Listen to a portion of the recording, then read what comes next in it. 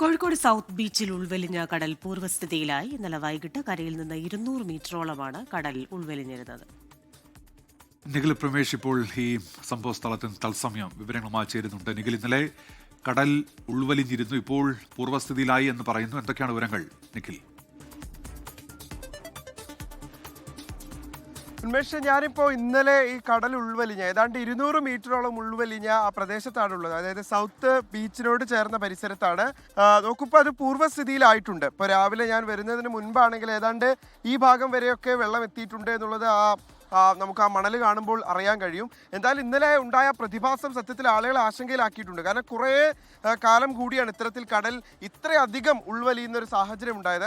അപ്പോൾ ഇവിടെ എത്തിച്ചേർന്ന ആളുകളൊക്കെ പങ്കുവച്ച വിവരം എന്ന് പറയുന്നത് ഇതെന്താണ്, ഒരുപക്ഷെ ഒരു സാധ്യത പലരും പറഞ്ഞത് ഇതൊരു ചാകര വരുന്നതിന് മുന്നോടിയായിട്ടുള്ള പ്രതിഭാസമാണ് എന്ന് ചിലർ വിലയിരുത്തി.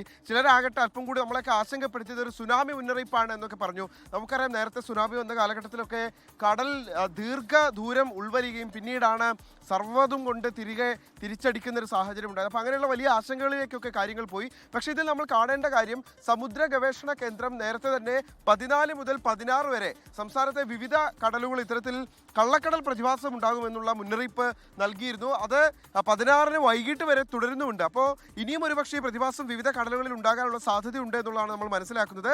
ഇപ്പോൾ നമ്മൾ കോഴിക്കോട് ബീച്ചിലെത്തുമ്പോൾ എന്തായാലും വളരെ ശാന്തമാണ്. കടലിൽ സാധാരണ എത്ര വരെയാണോ കടന്നു വരാറ് അതുവരെ തിരമാലകൾ വന്നു പോകുന്നത് നമുക്ക് കാണാൻ കഴിയുന്നുണ്ട്. പക്ഷേ ഇന്നലെ രാത്രിയിലെ സാഹചര്യം ഇതായിരുന്നില്ല. ഇന്നലെ രാത്രി ഏതാണ്ട് ഇപ്പോൾ ഈ കരയിൽ നിന്ന് ഏതാണ്ട് 200 മീറ്ററിലധികം കടലിങ്ങനെ ഉൾവലിഞ്ഞ് നിൽക്കുകയായിരുന്നു. നമുക്ക് ഇപ്പോൾ ഞാൻ നിൽക്കുന്ന ഇവിടെയൊക്കെ നിൽക്കുമ്പോൾ കടലെ തിരമാലകൾ കാണാൻ പോലും കഴിയാത്തൊരു സാഹചര്യമായിരുന്നു. അത്രയധികം ദൂരെയായിരുന്നു ഈ തിരമാലകൾ ഉണ്ടായിരുന്നത്. ഇതിൻ്റെ പശ്ചാത്തലത്തിൽ പോലീസ് അടക്കം ഇവിടേക്ക് എത്തി ആളുകളോട് ഒരു ജാഗ്രത പാലിക്കണം എന്നുള്ള നിർദ്ദേശം, ആളുകളെ മാറ്റുക എന്നുള്ളതല്ല, പക്ഷേ ആളുകളോടൊരു ജാഗ്രത പാലിക്കണം എന്നുള്ള നിർദ്ദേശങ്ങളൊക്കെ നൽകിയിരുന്നു. എന്നാൽ ഇന്നലെ രാത്രി പിന്നിട്ടതോടുകൂടി ഇന്ന് പുലർച്ചയോടുകൂടി സ്ഥിതി പൂർവ്വസ്ഥിതിയിലേക്ക് മാറുകയും ഇപ്പോൾ ഒരു സാധാരണ നിലയിലേക്ക് കാര്യങ്ങൾ മാറിയിട്ടുണ്ട് എന്നുള്ളതാണ് നമ്മൾ കാണാൻ കഴിയുന്നത്. ഏതായാലും അങ്ങനെ അപൂർവമായി ഉണ്ടാകുന്ന ഒരു പ്രതിഭാസം എന്നുള്ള നിലയ്ക്ക് ആളുകൾ ഇന്നലെ ആശങ്കയിലായിരുന്നു. കോഴിക്കോട് ബീച്ച് എന്ന് നമുക്ക് പറയുമ്പോൾ ആയിരക്കണക്കിന് ആളുകൾ ഓരോ മണിക്കൂറിൽ വന്നു പോകുന്ന ഇടമാണ്. ഇത് രാവിലെ മുതൽ ബീച്ച് സജീവമാകും. അപ്പോൾ സ്വാഭാവികമായിട്ടും ഇവിടേക്ക് എത്തിച്ചേരുന്ന ആളുകൾക്കൊക്കെ ഇങ്ങനെ ഒരു പ്രതിഭാസം കണ്ടപ്പോൾ അതിലൊരു അത്ഭുതവും ആശങ്കയും ഒക്കെ തോന്നുകയും ചെയ്തു. അതും ബീച്ചിന്റെ മുഴുവൻ ഭാഗങ്ങളിലും ഇല്ല. ഇത് ഏതാണ്ട് ഈ സൗത്ത് ബീച്ച് പരിസരത്ത് മാത്രമാണ് അത്തരത്തിലുള്ള ഒരു സാഹചര്യം ഉണ്ടായിരുന്നത്. അതെന്തായാലും ഇപ്പോൾ മാറിയിട്ടുണ്ട്. അത് പൂർവ്വസ്ഥിതിയിലേക്ക് തന്നെ മാറിയിട്ടുണ്ട് എന്നുള്ളതാണ് പറയുന്നത്. അപ്പോൾ ആളുകളൊക്കെ ചിലരൊക്കെ വിശ്വസിക്കുന്ന പോലെ ഒരു ചാകര വരാനുള്ള വരവാണെങ്കിൽ അങ്ങനെ സംഭവിക്കട്ടെ എന്ന് നമുക്കും പ്രത്യാശിക്കാം. ഉന്മേഷ്, ശരി. നിഖിൽ പ്രമേഷാണ് വിവരങ്ങൾ നൽകിയത് കോഴിക്കോട്.